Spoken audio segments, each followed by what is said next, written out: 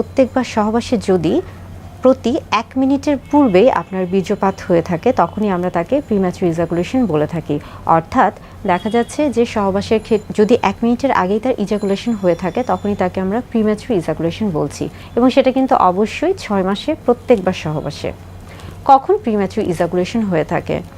আমরা যখন আসি যে আসলে ইজাকুলেশনটা কিভাবে হয়ে থাকে। ইজাকুলেশন খুবই স্বাভাবিক একটি প্রক্রিয়া।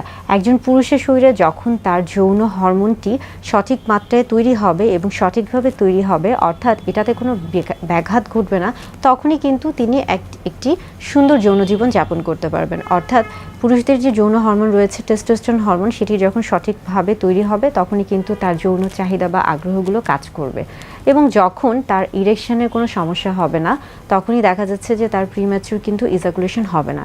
কিন্তু যখন দেখা যায় যে এই যে টেস্টোস্টেরন হরমোন তৈরিতে সমস্যা বা তার ইরেকশনে বাধাগ্রস্ত হচ্ছে বা সে অন্যান্য কোনো না কোনোভাবে শারীরিকভাবে বা মানসিকভাবে বাধাগ্রস্ত হয়, তখনই তার কিন্তু প্রিম্যাচুর ইজাকুলেশন হয়ে থাকে।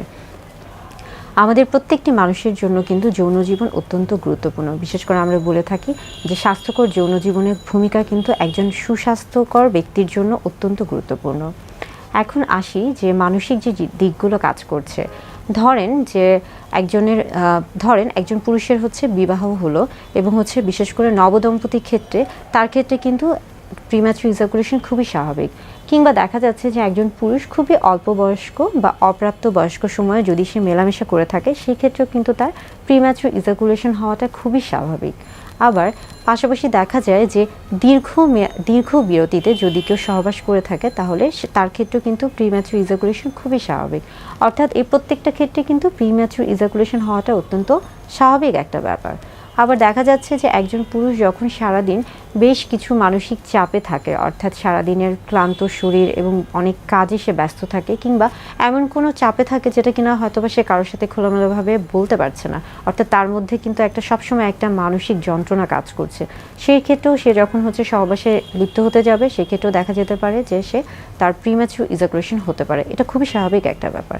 আবার শারীরিক দিক থেকেও যদি আমরা আসি যে সে অনেক বেশি ক্লান্ত, হয়তোবা সে সঠিকভাবে বিশ্রাম নিচ্ছে না, তার ঘুমের প্রয়োজন রয়েছে, সেই কাজগুলো ঠিকমতো করছে না, বা তার যে খাদ্যাভ্যাস রয়েছে সেগুলো সে ঠিকমতো করছে না, সেই ক্ষেত্রেও কিন্তু প্রিম্যাচুর ইজাকুলেশন হওয়াটা খুবই স্বাভাবিক একটা ব্যাপার। প্রিম্যাচুর ইজাকুলেশনের ক্ষেত্রে আমরা সবসময় বলে থাকি যে ধরুন আপনার মাথায় যদি থাকে, বিশেষ করে পুরুষদের ক্ষেত্রে অনেকের মধ্যেই থাকে যে আগে থেকেই চিন্তা করে যে হয়তোবা আমাকে অনেক বেশি সময় মেলামেশা করতে হবে, এই সময়টা অনেক বেশি হতে হবে, এই যে একটা ধারণা, একটা নেতিবাচক ধারণা থেকে সে কিন্তু সহবাসে লিপ্ত হওয়ার চিন্তা করছে। তো এই নেতিবাচক ধারণা যদি তার মধ্যে আগেই থেকে থাকে, সেই ক্ষেত্রেও কিন্তু তার একটা প্রিম্যাচুর ইজাকুলেশন হওয়ার সম্ভাবনা থাকে, এবং দেখা যায় যে এই ক্ষেত্রে তার যৌন জীবনটা অনেক সময় তার যে সঙ্গী রয়েছে তার প্রতি একটা নেতিবাচক প্রভাব ফেলে। প্রিম্যাচুর ইজাকুলেশন বা অতি দ্রুত বীর্যপাত খুবই স্বাভাবিক একটি প্রক্রিয়া। তবে আপনি যদি আপনার মানসিক এবং শারীরিক স্বাস্থ্যের যদি যত্ন নিয়ে থাকেন এবং এর ফলে আপনার এই সমস্যার ফলে আপনার সঙ্গীর কোনো সমস্যা হচ্ছে কিনা তার সাথে যদি খোলামেলা আলোচনা করে থাকেন, সেই ক্ষেত্রে কিন্তু এটার সমাধান খুবই সহজ হয়ে থাকে। প্রিম্যাচুর ইজাকুলেশনের ক্ষেত্রে আমরা বলে থাকি যে আপনি যখন যৌন মিলনে যাবেন বা আপনি যখন সহবাসের জন্য একটা প্রস্তুতির মধ্যে যাবেন, সব সময় আপনার যে সঙ্গী রয়েছে তার সাথে একটা ফোর প্লের যে একটা ব্যাপার থাকে, বিশেষ করে তাকে একটা নিজের মতো করে একটা সময় দেওয়ার চেষ্টা করুন, বা তার যে আগ্রহ বা তার যে উত্তেজনার যে বিষয়গুলো রয়েছে, যে তার যে বিষয়গুলি ভালো লাগে সেই বিষয়গুলি নিয়ে খোলামেলা কথা বলুন, দুজন মিলে একটি ভালো সময় কাটান।